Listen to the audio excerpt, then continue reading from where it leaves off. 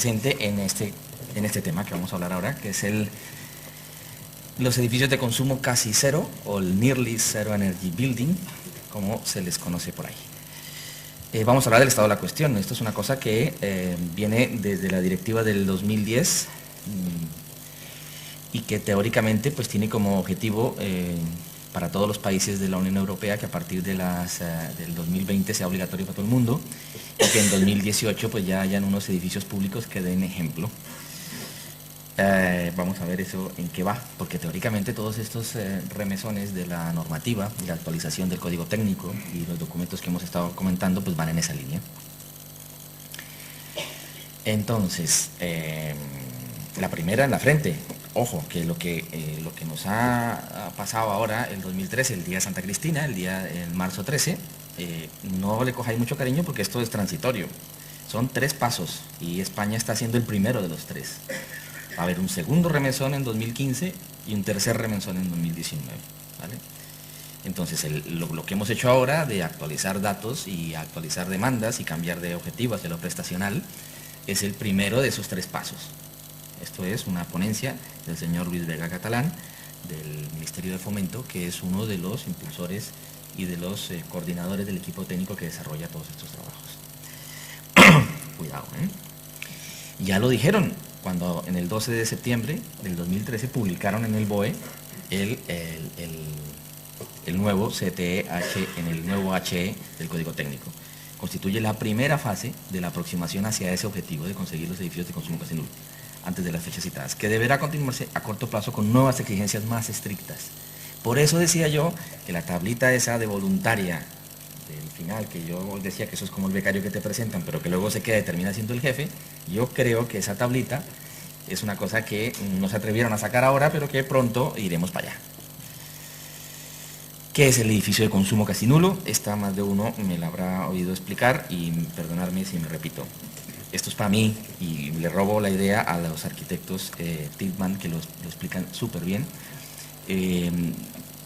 Antes de la revolución industrial se hacía arquitectura y la arquitectura se alimentaba de lo que había, que era biomasa. Y la arquitectura podía ser flojita o no, la gente también en esa época tenía otros parámetros de confort, ¿no? Y eran más militantes y con una manta se apañaban y se ventilaban mucho. Luego vino la locura del siglo XX, la revolución industrial nos permitió ir a bombear de la litosfera combustibles y materiales que no teníamos, y la locura y la feria del cacharro, ¿no? Bombas y VRVs y bueno, y Carrier a punta pala, y todo esto terminó haciendo lo que antes hacía la arquitectura, ¿no? Entonces cualquier sótano miserable sin ventana se volvía habitable porque tenía el VRV de no sé cuántas velocidades ecológico. Y la arquitectura, por ahí pasamos hace rato. La propuesta del edificio de consumo casi nulo del siglo XX es que a golpe de factura, y viendo las curvas que enseñaba Ana de la evolución de los precios de los que están dopados todos estos cacharros, los combustibles a los que están ligados todos estos cacharros, pues es que aquello es insostenible. Y el siglo XXI nos dice, por favor, regrese usted a hacer arquitectura, ojalá un poquito mejor que la que hacíamos antes de la revolución industrial, porque también habían problemas.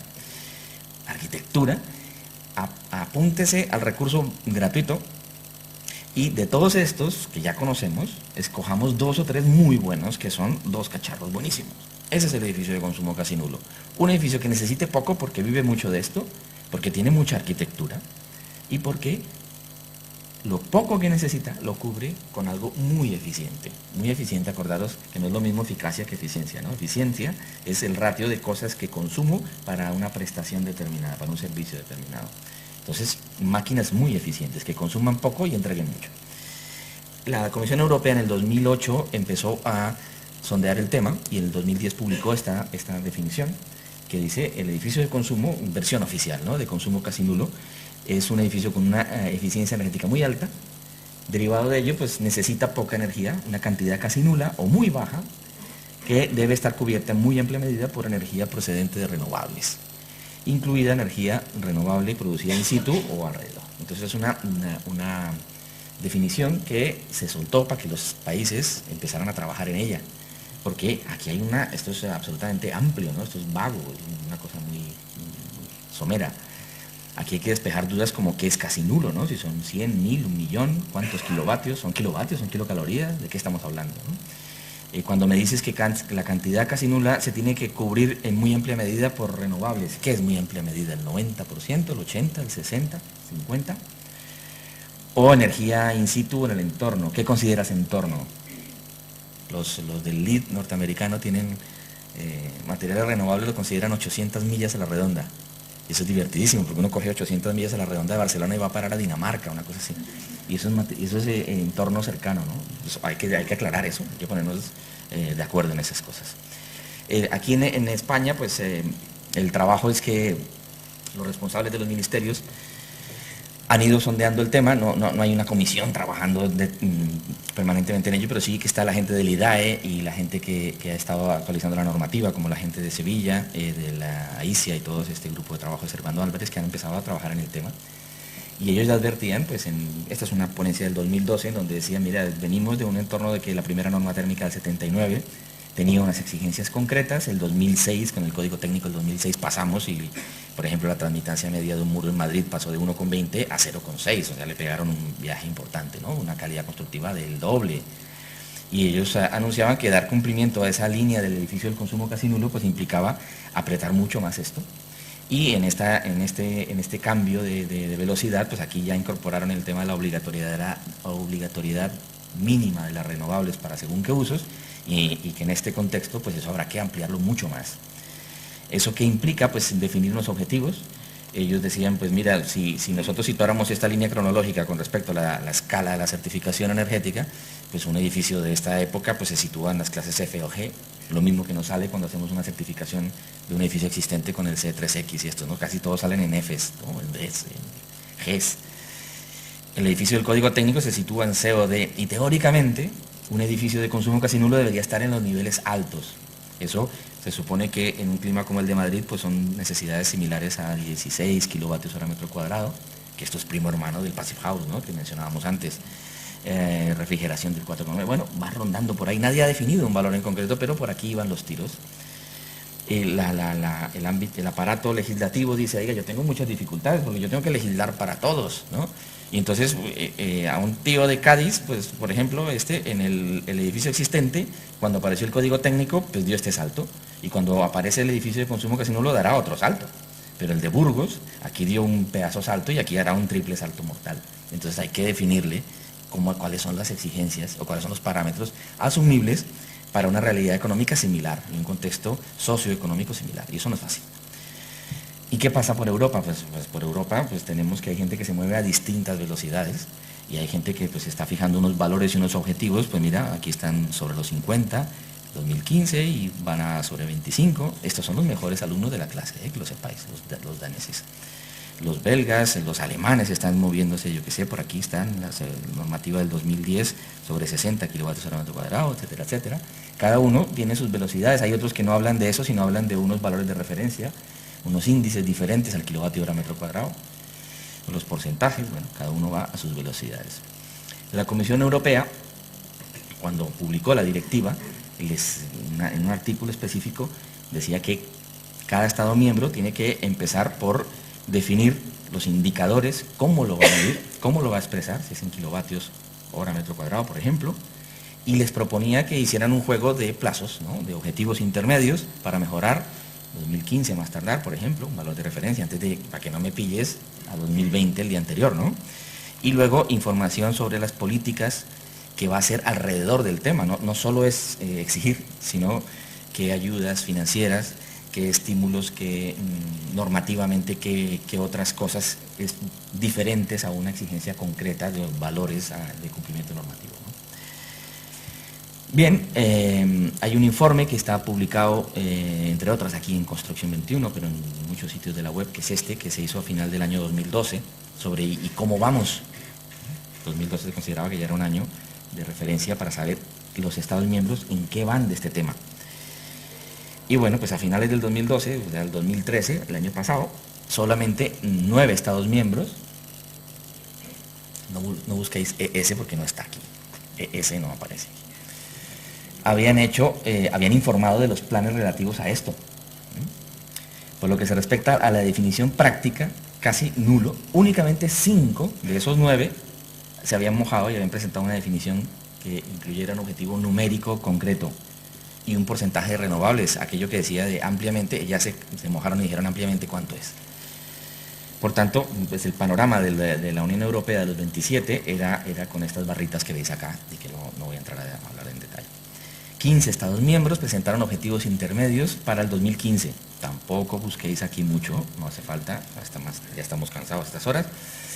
La mayoría de Estados miembros declararon una diversidad de medidas de apoyo para fomentar los edificios que no siempre está claro hasta qué punto realmente. Algunos decían, oiga, yo desde hace tiempo tengo el programa de mejora de calderas. Y entonces lo daban para, mete lo que es que vamos en el camino del casino. No, hombre, no, eso lo vienes haciendo desde el 78, no lo metas aquí. La conclusión de ese informe era que los Estados miembros han avanzado muy poco, salvo Dinamarca, Bélgica y 2 o 3 más, se habían mojado y tenían valores de referencia específicos. Y hay una tabla, hay unos anexos de este informe muy interesantes donde coge cada país y especifica descripción, o sea, qué es la definición, el indicador que va a utilizar, los objetivos intermedios y el porcentaje de renovables. Entonces los belgas, por ejemplo, tienen valor concreto de 45 kilovatios hora metro cuadrado y con unas referencias aquí a valores de aislante, etcétera, etcétera. Los métodos de cálculo, la definición, bueno, alguno que se moja más con el entorno cercano, menos cercano. Spain, ¿qué dijo? Spain dijo, aún no se ha formulado una definición del edificio de consumo casi nulo. Está previsto realizar una tercera revisión del código técnico. Por tanto, esta segunda y la tercera ya están en ello. Que incluirá el concepto de edificio de consumo en 2018. Y se prevé tener una definición definitiva. ¿Cuándo dijo usted que lo quería? 2020, ¿no? El 2019, 31 de diciembre, 9, 10 de la noche, tendrá usted su definición. Que lo sepáis, aquí rian de rian. Y aquí están los otros, eso ya cada uno se lo mirará y sacará sus conclusiones. Este es el alumno aventajado, los daneses. Los daneses están en valores cercanos a objetivo de 20 kilovatios hora metro cuadrado.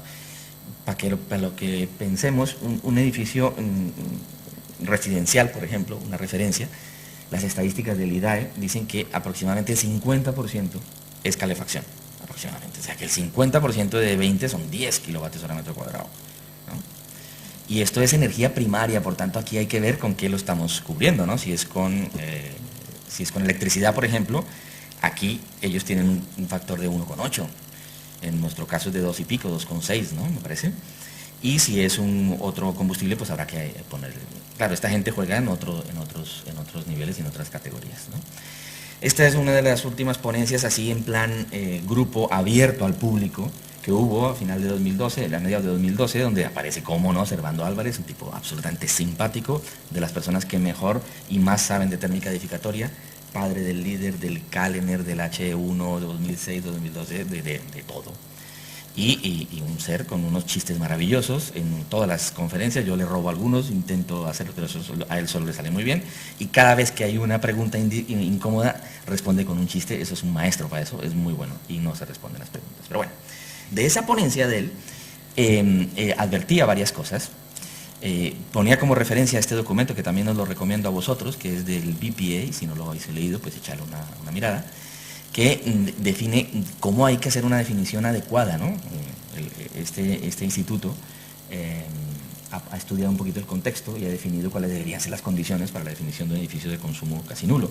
Y subraya temas como que tiene que ser viable, cost optimal, basarse en estándares existentes, claro, pero si no tienes estándares va a ser difícil, permitir fomentar la competencia abierta entre distintas tecnologías, desarrollarse sobre una base de amplio consenso.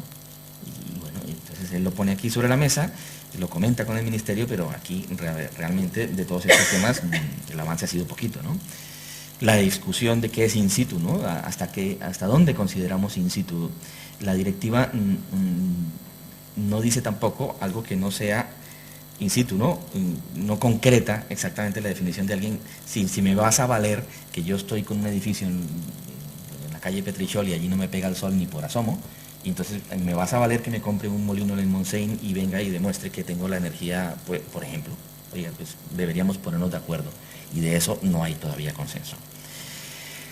La directiva ya mencionaba que todos los números que se hagan de edificio de consumo casi nulo deberían tener el telón de fondo el contexto del cost optimal, lo que ha explicado Ana.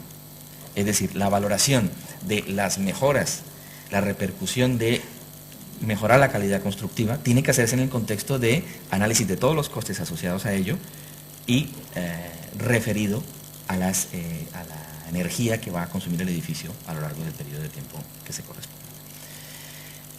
La realidad es bien dura. Esto es la estadística de comienzos de este año, después de 100.000 certificados energéticos del ICAEN. Y el ICAEN pues, nos muestra que la realidad es que los edificios clase A, poquitos, muy poquitos. Clase B, alguno. Y clase C y similares, pues casi que nuestro parque está en C o D. Y cuanto más viejo es el parque, es más bien E, F, G, ¿no? Por tanto, el timonazo que hay que pegar es francamente significativo, ¿no? Porque la directiva dice que tendríamos que tener las barras altas aquí, en todos estos. Y nuestra realidad muestra otra cosa. Esto es estadística de certificados energéticos. Los que están trabajando en el tema hacen este razonamiento. Cuando salió el Código Técnico del 2006, la estadística, la simulación, la previsión era que la mayoría de los casos se iban a agrupar en unos niveles de demanda energética que en términos de escala estarían por la zona C o D de la escala.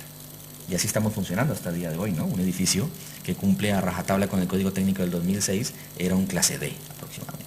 Por ahí nos movemos. La idea es empezar a tirar eso para la izquierda. Y es que la mayoría de los casos, que sean más casos todavía, y que tiren hacia la izquierda, y que las demandas se muevan hacia valores mucho más restrictivos. Ese sería el paso hacia 2012, hacia 2015, hacia 2020. El objetivo es que en 2020 la curva se apelotone todo aquí y que los edificios vayan para allá. Claro, para hacer eso, tienes que esta tendencia estaba asociada a las calidades constructivas del Código Técnico del 2006, a las transmitancias de un muro en Barcelona de 0,73, de una cubierta de 0,50, de una ventana de 4,4. Aquí pasamos a exigencias francamente diferentes y aquí a exigencias a lo mejor cercanas a límites passive house en algunos casos, ¿no? Los responsables de todo este tema pues hablan del edificio de consumo casi nulo. Y la literatura es bellísima, dice, es el diseño de los edificios que implicará una revolución en el proceso de diseño. Se necesitarán equipos pluridisciplinares colaborando desde la concepción, urbanistas, arquitectos, ingenieros, biólogos, músicos, antropólogos, cineastas. Eso es bellísimo ponerlo aquí, esto está en una presentación del IDAE. Y yo pregunto, ¿hay honorarios para todos estos aquí? ¿O es que los invitas y les das un café y una palmada? Mayor presencia de sistemas pasivos, sistemas de protección regulable, ventilación natural. Genial, genial, eso es muy bonito. Menor peso relativo de las instalaciones de clima. ¿Eso le va a gustar a todo el mundo? El que sus honorarios dependen de la cantidad de cacharros que ponen en el edificio, ¿le va a gustar esto? ¿Usted lo ha sentado en una mesa para decir usted ahora a qué se va a dedicar? ¿O las hermanitas de la caridad que venden la energía, el gas? ¿Les va a gustar que todo ese parque de 15 millones de edificios pasen a consumir la mitad o menos? Esto, aquí, en literatura eso queda genial, pero vaya usted, póngalo en práctica, ¿no? Mayor desarrollo de las instalaciones de las renovables, claro, y lo que vemos es que las renovables se la pone más difícil, ¿no? Ahora, producir con una placa solar te cobran un peaje para ponértelo en la casa, oiga, pues entonces como que no es consecuente el discurso con la vida real, ¿no? Hay otra discusión de fondo y es que el edificio de consumo casi nulo puede ser muy peligroso, depende cómo lo hagas. Si este es el ciclo de vida de un edificio, ¿no? Desde que se extraen los materiales, se fabrican, se transportan, números como estos que hizo mi socio Gerardo, pues le salían que 30% son extraer y fabricar los materiales y usar y mantener el edificio es el 60%, más o menos, ¿no? Para que nos pongamos de acuerdo. Claro, el edificio de consumo casi nulo busca atacar esto, ¿no? Que es el edificio en uso, que sea lo mínimo posible. Y el problema puede ser que tú llenes el edificio de tal cantidad de cacharros y de kilómetros de cable y tecnología, que a lo mejor lo que haces es que estos materiales pesan un huevo, hablando mal, y terminan en el ciclo de vida total haciendo el primo, porque lo que ahorraste por aquí se te sale por allá. Entonces, ojo con que el edificio de consumo casi nulo sea un tema tecnológico, porque no puede ser que termines metiendo más energía en los materiales del edificio que en el ciclo de vida global, la suma te saldrá mal, ¿no? La estrategia no es otra que la de siempre, esto es más viejo que viejo, ¿no? Necesitar poco Pues orientar bien el edificio, actuar una piel buena, reforzar las debilidades o descompensaciones, optimizar la renovación de aire, esto de novedoso no tiene nada, seleccionar sistemas óptimos, incorporar energías renovables y optimizar el uso y la gestión para que todo este esfuerzo al final pues lo uses bien, ¿no? No tiene ningún misterio esa estrategia. Ejemplos, edificio de consumo de energía de los daneses, que son los líderes del tema, ¿no? Y bueno, pues esto es una cosa de un balance entre ganancias y pérdidas. Optimizar estas y reducir estas. Lo paso rápido, ¿eh? Aquí ellos hablan todavía del valor K. El valor K, pues, de un muro de 0,39 en un edificio bien aislado, pues un casi nulo pues es 0,20, 0,15, ¿no? O una ventana que estaba en 3 y pico, una ventana buena, decente, pues una ventana que baja a valores mínimos. Las renovaciones de aire y la recuperación de calor no había ninguna, y era una renovación obra en un edificio estándar, y aquí tenemos que hacer media renovación, como mencionaba también Ana, o recuperación de calor sobre el 90%. ¿Eso qué hace? Eso se explica mejor aquí, ¿no? Que la barra de las pérdidas, el balance del edificio, ¿no? Pérdidas por ventilación, por ventanas, por suelo, pues pasen de aquí a aquí, porque estas pérdidas se compensan con las ganancias. Entonces, cuando tú tienes que compensar esto con estas ganancias, pues necesitarás poco, es de cajón, es fácil. Ese edificio que les acabo de enseñar, lo publicaron en esta santa casa en el año 76. Es más viejo que la moda andar a pie. Esto es viejo, eso no tiene nada de novedoso. Esto no, a mí que no me expliquen como el gran paradigma de la novedad constructiva del edificio de consumo casi nulo. Esto lo hizo Rafael Serra cuando trabajaba aquí en la oficina, en la OCT, en el año 76, cuando fue a un congreso de este tema, y el edificio se construyó en Inglaterra. Bueno, mira lo que dice este señor. Es prácticamente imposible conseguir edificios de consumo casi nulo sin el uso intensivo de la tecnología. Se queda tan ancho, hombre. Yo no sé qué opináis. Lo que os quiero provocar, yo me niego a creer que no sea solo una cuestión de alta tecnología. Yo creo que también hay mucho que hacer desde la arquitectura, ¿no? Estos tíos, pues por ejemplo, han hecho una cosa muy interesante. Este despacho, más de uno lo conocerá, que son los del Baumschlager. Hicieron este edificio que se llama 2226. Es un edificio que se llama así porque se mantiene entre 22 y 26 grados todo el año. Y es para mí el nirvana. No tiene sistema de clima. No tienes que llamar al ingeniero de clima. Oye, pero no tiene sistema de clima, que no me oigan mal. No tiene calefacción ni refrigeración. En Austria, que ahí hay que calentarse, ¿no? Bueno, el edificio, sí, bueno, sí, tiene una planta muy sencillita, está resuelto. Ahora, los muros son de 76 centímetros, ¿eh? 2 termoarcillitas ahí, más o menos, 3 bolillos. Vale, aquí tampoco hay aislamiento, ¿eh? No hay aislamiento. Hay aislamiento embebido en la solución termoarcilla, ¿no? Pero no hay grandes fajos de 40 centímetros de aislamiento, no. Hay inercia, pero a saco. El edificio no puede cumplir con el estándar Passive House, que no me oigan mis amigos que están por ahí, porque no tiene recuperador de calor. No tiene recuperador de calor, lo siento mucho, yo no pongo porque no lo necesito. Ellos tienen ventilación por aletas, las ventanas tienen este modulito que se abre, esto es fijo, y esta parte se abre en función de unos sensores. Hay un poquito de automatismo en eso, hay unos sensores que dicen: las partes por millón de CO2 son muy altas, está empezando a oler a tigre, abre usted la ventana y cierre. Justo y rapidito. Bueno, en Austria, que allí cuando abre uno se le pueden meter menos 15, ¿no? El edificio ya lleva un año larguito de funcionamiento. A ellos, por ejemplo, les dio mucho miedo el periodo de vacaciones, en que el edificio estuvo como 2 semanitas sin cargas internas. Es un edificio que juega ahí en el límite, ¿no? A lo justo. Si le quitas las cargas internas cuesta mucho recuperarlo después. Pero se puede. De poder se puede. Se les cayó a 19,7 la temperatura en ese periodo. Soy un poco tramposo, porque el edificio es la sede del despacho de ellos y ellos son militantes. Pero bueno, que le perdamos el miedo, que desde la arquitectura se pueden hacer cosas muy interesantes. Una cosa es desde la arquitectura, otra cosa es la visión de la ingeniería, ¿no? Esta es la asociación, la Federación Europea de Aire Acondicionado, que trabajan, esta gente le está dando bastante vuelta al tema de los edificios de consumo casi nulo, la gente de REVA, y vienen trabajando proactivamente en el tema desde hace mucho tiempo. Ellos han incluso colaborado con la Unión Europea en acabar de ajustar y definir la definición del edificio de consumo casi nulo. Distinguen en la diferencia entre el edificio Net Zero Energy Building a Nearly Zero Energy Building. Ellos dicen que Net Zero es un edificio balance cero, no se gasta 0 kilovatios. El Nearly Zero es un poquito. Nearly Zero dice yo, mi balance no va a ser cero. Permito que haya un poquito de tomar de la red algo. El esquema es este, ¿no? El edificio tiene unas necesidades de calefacción, refrigeración, ventilación, que están asociadas pues, a las ganancias, a las pérdidas por transmisión, a las cargas internas. Aquí tienes algo a cubrir. Eso lo cubres con sistemas, los sistemas técnicos de calefacción, de refrigeración, etcétera, etcétera, que pueden tener ayuda de energías renovables, sí, pueden tener una colaboración, y dependiendo de lo que necesiten y la colaboración que tengan, terminan tomando de los sistemas de calefacción, de electricidad, una cierta cantidad de energía. La idea es que compensen con una cierta producción interna y devuelvan algo a la red. Este sería el esquema grosso modo.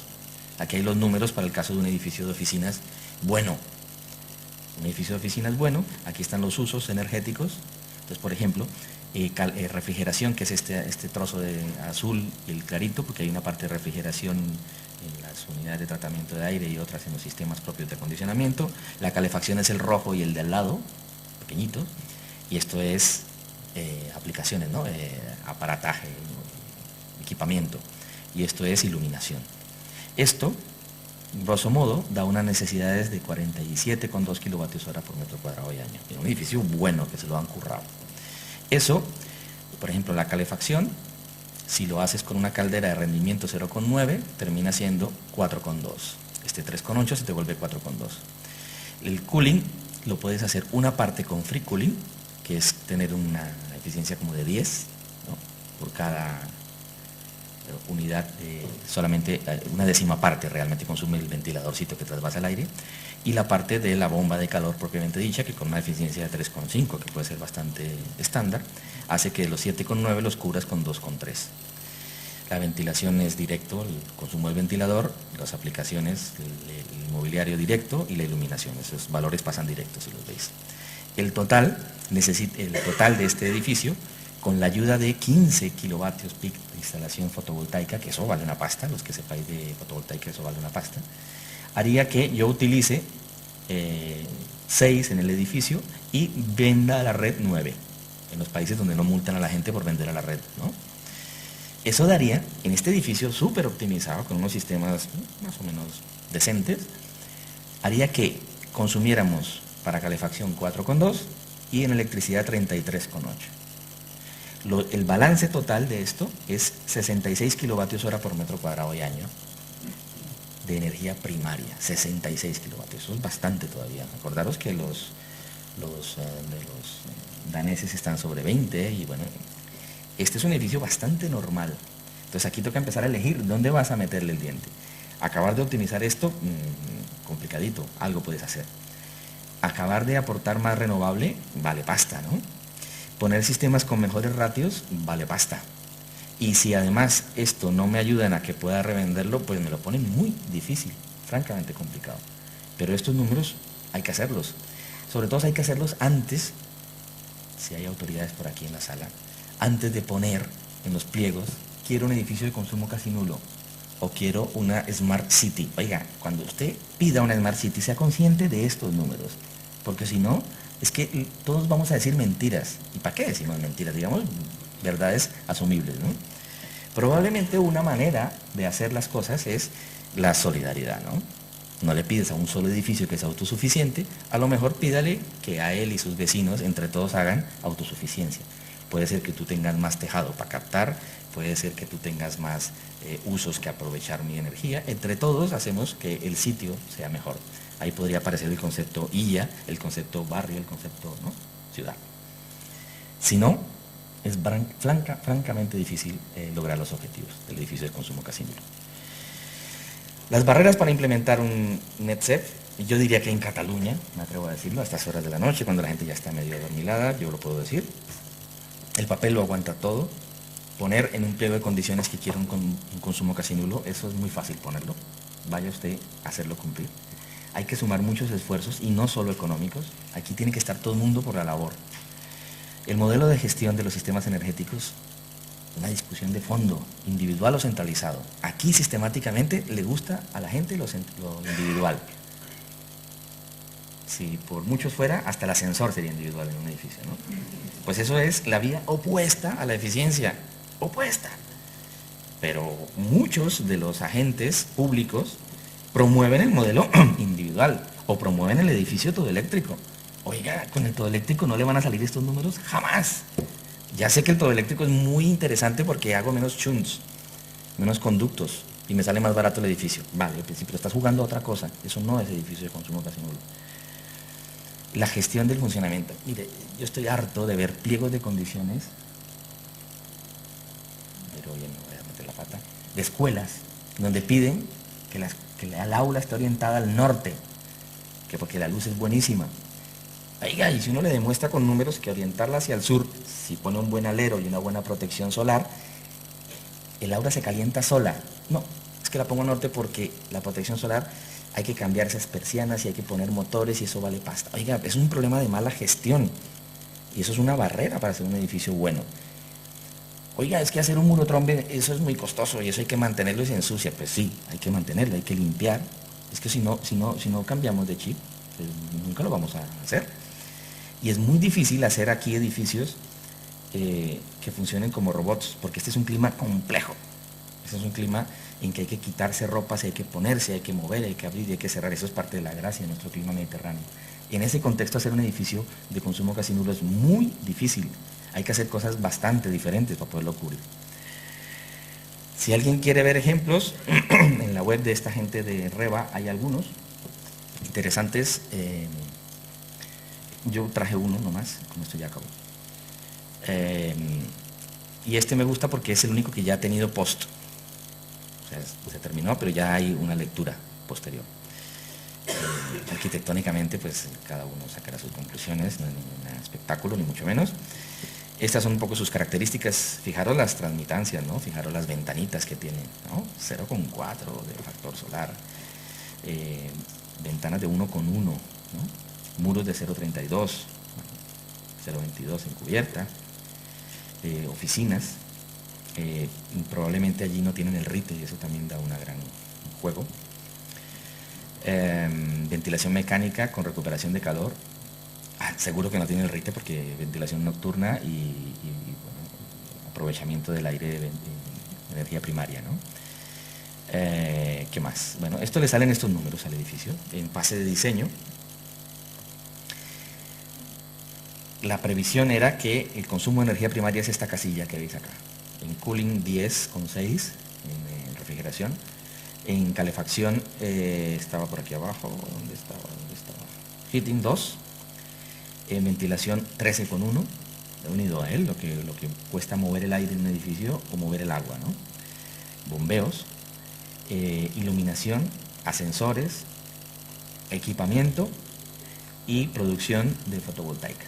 Esta era la predicción. Y esto fue en el 2009, unos añitos después del uso, creo que fue el 2006, un año de uso, perdón, completo.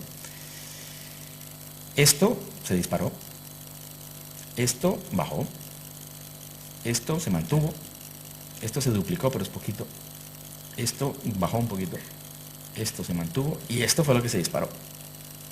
Que esto no lo gobernamos desde la arquitectura, ¿no? Es el equipamiento del edificio, porque a lo mejor cambiaron de aparatos o cambiaron de uso en alguna planta. Esto fue lo que marcó la diferencia. Pasaron de 24 a 57, pero en buena parte por esto.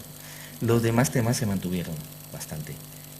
Más o menos la producción esperada fue un poquito menor, pero los otros números yo diría que tuvieron una desviación más o menos controlada. Este es un tema de uso, de gestión del propio uso, que difícilmente podemos controlar o contrastar nosotros. Por tanto, el NETCEP como edificio hoy día no existe la definición. Estamos en proceso de elaboración. Se supone que nuestro código técnico es el primero de 3 pasos para llegar allí, el que os hemos explicado esta tarde. no esperemos que solo sea un movimiento desde la administración. Ahí tenemos que mover ficha todos. Ahí nos toca quitarnos prejuicios, nos toca quitarnos camisas y encasillamientos, todo esto que decíamos por aquí, de quien promueve, de quien propone, de quien le toca poner en obra edificios con una complejidad. El edificio pasivo necesita usuario activo, pero porque nosotros le hemos puesto todos los elementos que le permiten hacer un buen uso del edificio, ¿no? Eso es un tema bien complejo y es un tema que yo creo que es un reto para todos. No hay que desmoralizarse, perdóname porque a veces soy muy pesimista, pero yo creo que hay oportunidades en la nueva normativa, hay guiños como la libertad para aplicar algunas cosas que permiten todavía un cierto juego en esta línea. Pero sobre todo quitémonos prejuicios de encima y quitémonos las camisas que ya nos habían puesto desde tiempo atrás. Yo lo dejo aquí, si queréis hacemos un turno de preguntas, si la gente tiene aguante y resistencia y lo comentamos un poquito. Si teniu qualsevol pregunta, comentari, aixequeu la mà.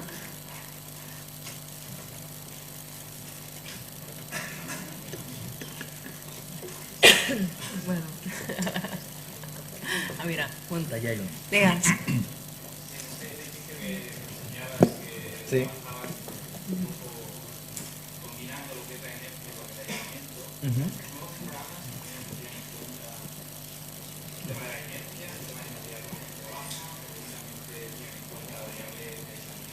No, eso es una cosa que está bien la pregunta. El líder que sigue aquí incubado es un programa que de origen ya tenía en cuenta la inercia térmica. No al nivel de un programa detallado, muy fino, pero sí que tiene una estimación de la inercia térmica y tiene la posibilidad de, ahora nos abren la posibilidad de hacer uso, por ejemplo, de ventilación nocturna y de estrategias de renovación de aire voluntariamente incidentes en ese tema. La herramienta unificada, el día que funcione, teóricamente eso lo podría controlar de una manera aproximada, pero en la buena línea, porque es una herramienta de cálculo dinámico y yo creo que no está mal en ese sentido, si funciona, claro. La herramienta unificada, una cosa que se me olvidó antes. Bueno, hay un símil que hace el propio autor de la herramienta que es buenísimo. Ya os digo que los chistes de este hombre son los mejores del mundo. Él dice que el líder y el calendar no son herramientas de diseño. Siempre han sido muy enfáticos en eso, ¿no? Que son herramientas a toro pasado. Y él dice, alguien que pretenda definir la estrategia de eficiencia energética de su proyecto utilizando la herramienta unificada o el líder del calendar es como aquel que quiera planificar su vida económica a partir de los resultados del programa Padre. Claro, cuando tú llegas al Padre ya has liquidado el año, ¿no? Ahí ya no te puedes devolver. Estas herramientas les pasa lo mismo.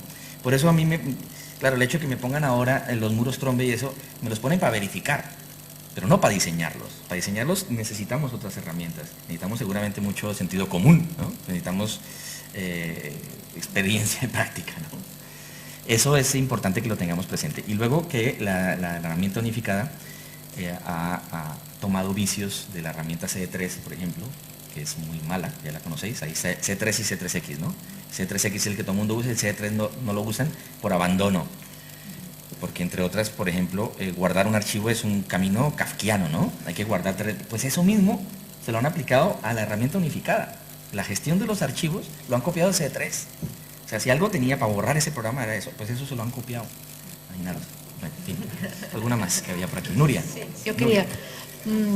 has comentado en todo el que me ha parecido muy interesante todo el conjunto de a la limón que habéis hecho entre los dos, pero hay un aspecto que me parece que es muy definitivo, que es en Austria el edificio que has puesto, que es el del despacho de los arquitectos, que realmente es un edificio de consumo casi nulo. Tú dices que en cambio en el clima mediterráneo las cosas son mucho más difíciles. Bueno, no lo sé si mucho más difíciles. Entre otras cosas, yo no sé si aquí hay algún ejemplo que se pueda, equivalente, que se pueda analizar o tener en cuenta como esto. Pero yo me pregunto, o sea, la diferencia de temperaturas entre menos 15 grados bajo cero que tienen en Austria y los 40 grados que aquí podemos tener en el clima mediterráneo, no suele, pero bueno, vamos a ponerle 40 grados sobre los 25, que son 15 grados. tampoco es tan distinto como balance, quiero decir, como dispersión de temperatura, como para que si allí es posible hacerlo con 15 grados bajo cero, aquí no se haga con esto. Es decir, tampoco veo yo la tan imposible o difícil cuestión de estas. Y me gustaría que hicieras algún análisis, ¿no? Porque, por ejemplo, lo que es clásico aquí, que funciona muy bien en verano, las típicas masías del campo, que tienen unos gruesos de muro como aquel que has enseñado tú de 60 centímetros.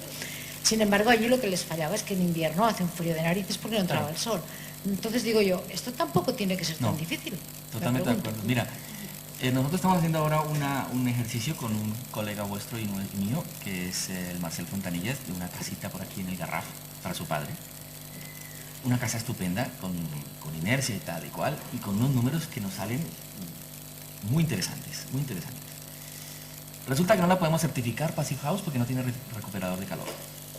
Oiga, pues es que no lo necesito. No, es imposible. No vas a poder tener el sello. Entonces, si a mí me van a poner igual de caro demostrar que soy pasivo, a expensas de que las herramientas no son capaces de contarme cosas como abrir la ventana, por ejemplo, los programas de simulación, no puedes definir una rutina de ventilación abriendo la ventana, en algunos casos, ¿no? Pues si la limitante es la justificación, eso es una pena. Porque si la vida real demuestra que aquello funciona con un mechero, eso es lo que debería valer, ¿no? La vida real y no lo otro. De todas maneras, el RITE, por ejemplo, que teóricamente es el gran enemigo, porque es el que nos obliga a que no abramos la ventana, sino que hay que filtrarlo todo, ¿no? El RITE lo viene diciendo desde el 2007. Tú puedes hacerlo por la vía prescriptiva, demostrando los caudales, los filtros y las válvulas, o por la vía prestacional. Tú como arquitecto dices, yo me alejo de lo prescriptivo y demuestro que allí se mantienen 19 grados de temperatura o 20 y que no huele a tigre y que se remueva el aire mínimo. Y yo lo demuestro por otra vía. Ahora, lo que pasa es que esta vía implica más justificación a nivel de programas y de simulaciones que la otra es cumplir con unas tablas y tingui, ¿no? Entonces es un problema de justificación más que de implementación. Lo que no puede ser es que tú te agarres a un estándar que te diga que por defecto tienes que poner 40 centímetros de aislamiento en los muros, que por defecto tienes que poner un recuperador de calor y por defecto las ventanas tienen que ser de 0,5, cuando tú, por sentido común, sabes que no hace falta 40 centímetros de aislamiento, con 6 sales, o con 8 o con 10, y a lo mejor las ventanas no hace falta que tengan triple cristal, sino doble. Bueno, ahí es donde nosotros tenemos la dificultad, y en no derivar en algo tan papista, ¿no?, como los estándares en ese sentido. El clima mediterráneo es muy complejo. Antes lo mencioné a Rafi Serra y él lo decía siempre, es muy fácil ser bioclimático en Finlandia, pero porque esos tienen un clima que es así, tac, tac, tac. Pero este clima es complejo y aquí hay que quitarse y hay que ponerse cosas y hay que ser variable, pero eso es parte de la gracia. Lo que pasa es que tenemos herramientas que piensan como las de Finlandia y no valoran lo de acá, que ese es el gran problema. Aquí tenemos... Només un petit comentari. A Finlàndia segurament a l'estiu no fa calor, però a Àustria, i els que vam anar al viatge d'Aus aquest estiu, hem comprovat que sí, que a l'estiu també fa calor, té un clima continental. Només això. Sí, que no és tan difícil conjugar hivern amb estiu. Si els austríacs ho estan aconseguint. Solo como anécdota, antes cuando has comenzado el programa Unificado, que se recupera el líder. ¿Cómo se refieres al programa? Porque Teóricamente deberían funcionarte. Por favor, en donde se descarga esa herramienta, dicen que enviemos todos nuestros comentarios a un mail que se llama ciudadanos@idae.. Enviarlos, por favor. Yo lo primero que hice fue, ¿cómo se le ocurre a usted sacar una herramienta sin manual? Lo envié, no me han respondido todavía, pero enviarlos, por favor, enviémoslos todos. Eso es de cajón. Lo primero que deberías poder hacer, es rescatar tus archivos de líder, de Calener y continuar el proceso. Si no funciona eso, denuncia.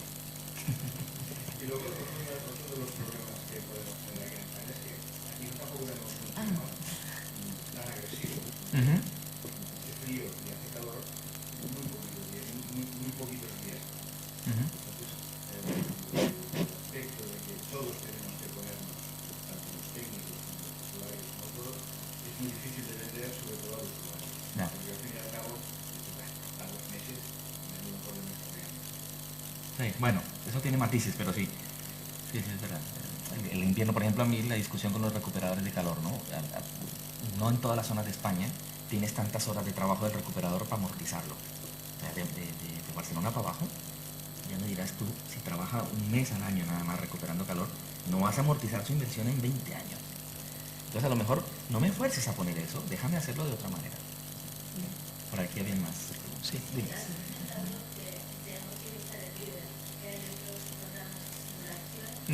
¿Qué programa es el que recomiendas? Eso es un peligro, ¿eh? El más fácil es el Energy Plus porque es gratuito. Y ese es el que lo que pasa es que es espeso y aburrido. Entonces a la gente le toca buscarse pasarelas que lo utilicen, ¿no? Antes mencionaba por aquí con alguna compañera que los de CIPE, por ejemplo, están haciendo el esfuerzo por intentar que su CIPE haga maridaje con el Energy Plus. Y eso no estaría mal. O si no, toca ir a los de pago como el Design Builder. Pero el Energy Plus, propiamente dicho, ya hoy día tiene unas herramientas muy interesantes, que es el Open Studio, que es un programa gratuito, que te permite hacer la interfaz gráfica con el SketchUp o con herramientas gratuitas también y simular gratuito. No te quita que te toque hacer una formación y ponerte con ello, pero yo creo que es una herramienta de buen calado. Y a partir de ahí, las otras herramientas yo creo que ya son todas de pago. Y algo tienes que pasar por taquilla si no quieres ir por el líder del Calendar de Barras. Sí, hola, jo volia fer una pregunta a l'Anna Mañez. Bueno, una pregunta, és un comentari. A veure, quan el Fabián López ha ensenyat aquest edifici de Suïssa que té les pedres de 60 centímetres, aleshores m'he ubicat a Barcelona o a ciutats compactes i llavors he pensat que el problema que tenim també nosaltres en el cas de l'aïllament és que l'aïllament no l'estem pagant a 5 o 10 euros sinó que l'estem pagant a 3.000, 4.000, 5.000 euros al metre quadrat. Aleshores, doncs, d'alguna manera s'ha d'avançar amb els aïllaments que en pocs centímetres siguin molt eficients, per poder treballar en passiu sense que signifiqui un consum d'espai que és tan car. Potser s'hauria d'avançar en les lleis que permeten aquests preus de sòl desorbitats. Bé, i d'alguna altra manera també s'ha avançat, per exemple, la llei 3R, que es va publicar l'any passat, que permet, primer, almenys et permet aïllar per l'exterior et permet aïllar per l'exterior tot i que estiguis fora de la teva parcel·la, és a dir, en un edifici urbà t'ho permet fer. Tothom suposa que ha de ser a cost zero. Vull entendre que no hi haurà cap ajuntament que se li acudeixi aquí cobrar una taxa o qualsevol increment de preu per tu estar fent aquesta actuació. La llei 3R, per exemple, també permet posar ascensors que també ocupen molts metres quadrats utilitzant via pública.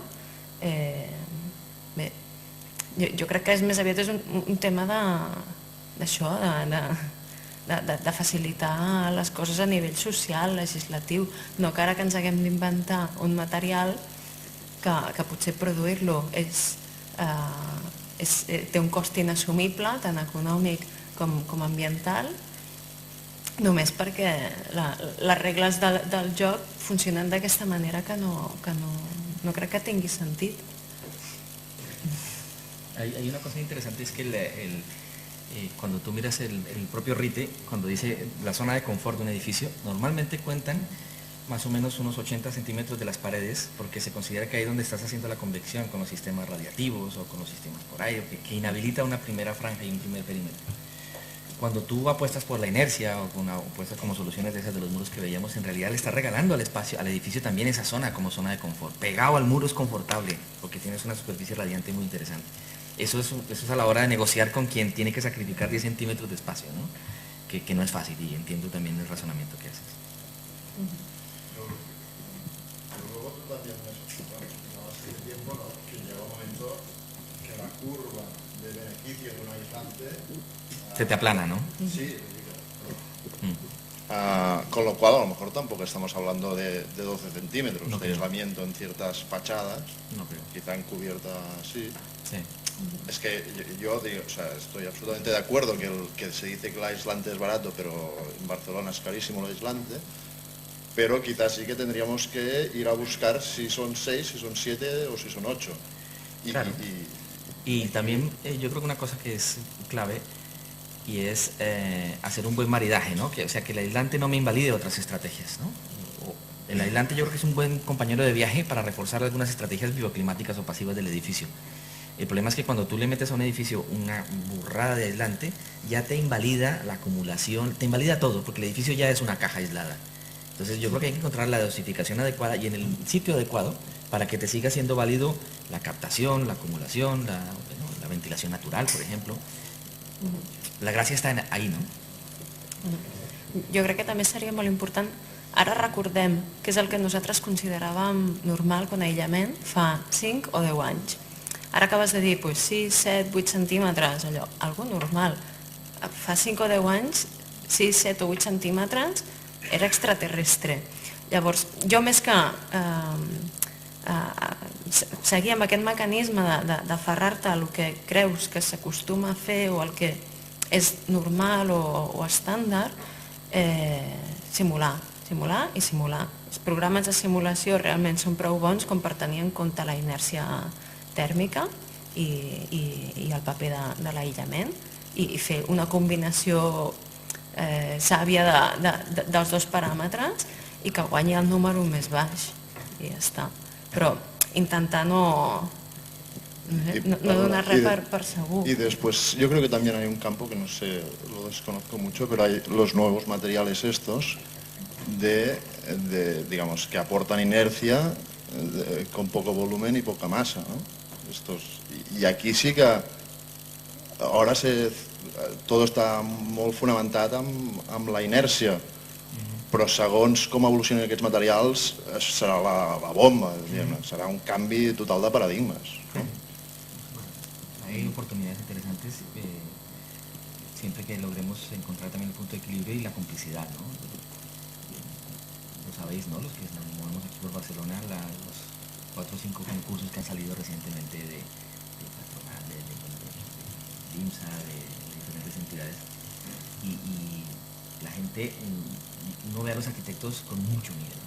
Yo no voy a proponer nada raro porque es que hay tanto detrás de lo mismo que no quiero dar un paso en falso y yo quiero ir a lo más conservador y a lo más tranquilo. Yo creo que hay que perder el miedo, es que si no, no vamos a cambiar de modelo nunca. Oiga, es que me proponen hacer una escuela, yo ya sé que ellos quieren la escuelita así, así, con el yaga, por no sé dónde, y yo no me salgo de ahí porque es que voy a perder el concurso. Eso es angustioso porque la vida está muy dura, ¿no? Pero es que hay que intentar, bueno, como siempre hacemos, ¿no? Intentar vender la liebre por cualquier esquina, porque si no, no hay juego, nos moriríamos de asco aplicando la tabla 2-2. Dime.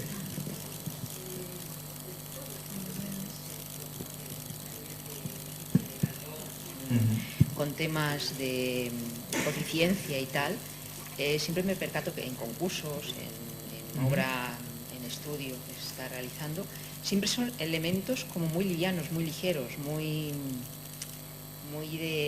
desmontables, como si dijéramos. O sea, nunca se produce sobre una construcción, como hablábamos ahora, de inercia, de masa, ¿Por qué se da siempre este caso de que lo coeficiente tiene que tener una imagen? O sea, ¿dónde está el punto? Porque tampoco hay estudios ni del ITEC, ni nadie que diga, mira, pues hay unas características, un estamento que está haciendo una valoración de producto construido. De acuerdo contigo, ¿no? Yo también me lo pregunto. Porque, claro, y de hecho a algunos de ellos les hemos dado caña de porque siempre me venden lo mismo, ¿no? Que tienen los plus y las cosas, ¿no? Cosas a favor y en contra. Pero en el concurso Solas Decathlon, en el penúltimo y en el último, hubo equipos que apostaron por la inercia, ¿no? En el penúltimo, por ejemplo, hubo un equipo de Zaragoza que era un edificio de masa, de arriba para abajo. Ahora, tuvieron otros problemas de ejecución y de mostrar otras prestaciones del edificio, pero no necesariamente esta es la única respuesta. En eso estoy de acuerdo contigo. ¿Por qué sacrificas otras, no? No, bueno, más que nada es que porque son como células. Siempre acabas viendo edificios casi de planta baja. O sea, no ves la realidad, que es un plurifamiliar. Bueno, el que ganó la última, precisamente el equipo francés, ¿no?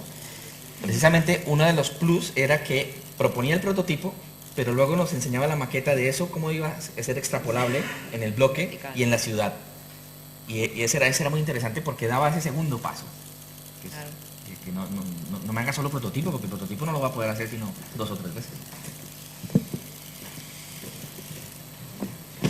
Yo creo que tendríamos que hacer alguna gestión para que la normativa urbanística se adaptara a los cambios que se están proponiendo ahora, porque lo que estamos viendo es que la normativa urbanística es del año 70 y toda la evolución que ha habido no la contempla. Entonces, cuando tú quieres hacer una casa bioclimática y quieres poner protecciones solares, aleros, paredes de 40, lo que estás haciendo, o sea, la normativa urbanística, tanto por ocupaciones como por superficies construidas, está penalizando la resolución de los edificios de manera adecuada, y yo me veo diseñando y haciendo chapuzas por culpa de esta limitación que está totalmente desfasada. Ya viene lastrado, ¿no? Sí, claro, sí, o sea, yo me siento impotente porque intento hacer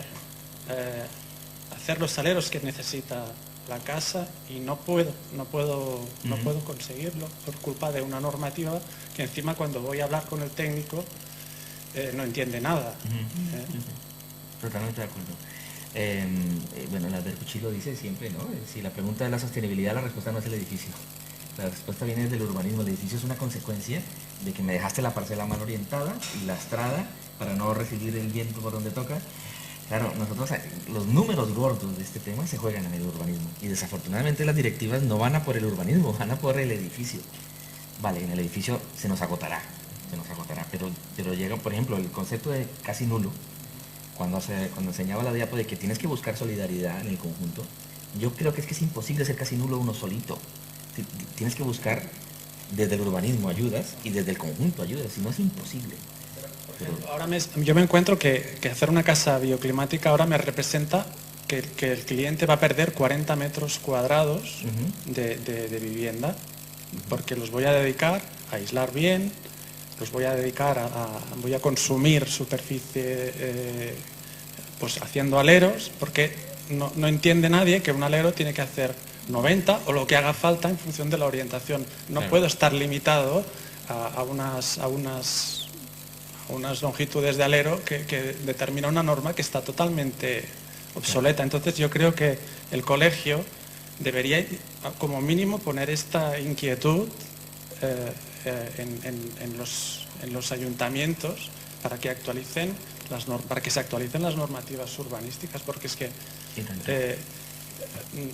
la verdad es que es una lucha, es muy triste encontrarse estas limitaciones. Sí, y verlas pasar delante, ¿no? Y bueno, yo iba a proponeros que hicierais una carta a todos para que AUS diga, quite esa herramienta hasta que no le ponga un manual de usuario, por favor. Entonces es una falta de respeto, eso es con el dinero público, eso es con el dinero de todos. Pero por favor, como nadie dice nada, ellos la ponen. Así.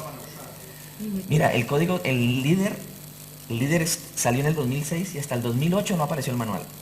Imagínate. Yo lo estuve explicando 2 años, yo enseñaba a tocar guitarra de oído, porque no tenía partitura. Me tocaba inventármelo. Salió 2 años después. Y esto me temo que va a ir por ahí. Oiga, si vamos a hacer la carta, yo soy el primero en firmarla. Bueno, em sembla que ens toca marxar. Gràcies. Moltes gràcies.